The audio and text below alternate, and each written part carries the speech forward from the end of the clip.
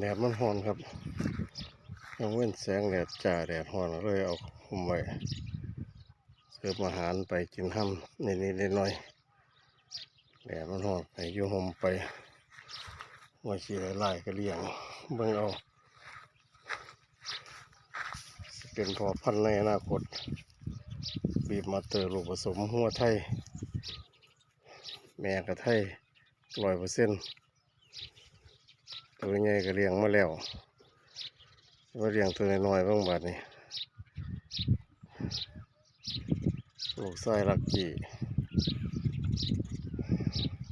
อายุ10 เดือนกำลังให้ยานมปลูกคนละหม่องกับแม่มันแล้ว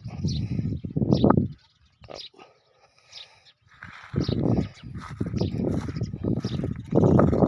ลงหายไปพอขาน้ำลายแตกเห็นเนื้อเห็นหนังเห็นตัวเห็นตนกับแดดแสงแดดสงสารงัวเลยของผมมันสิลงไปทงเอามูยกินน้ำกลับออกมาค่อยมาสูบน้ำใส่หญ้าไว้หญ้าก็แห้งแล้วเจ้าของติดภารกิจหลายมือ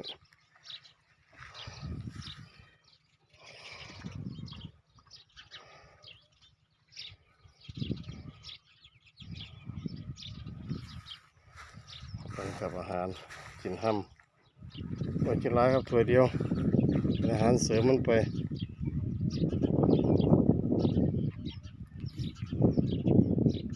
ฝากติดตามช่องน้อยๆลูกผสมงัวไทยบ้านครับ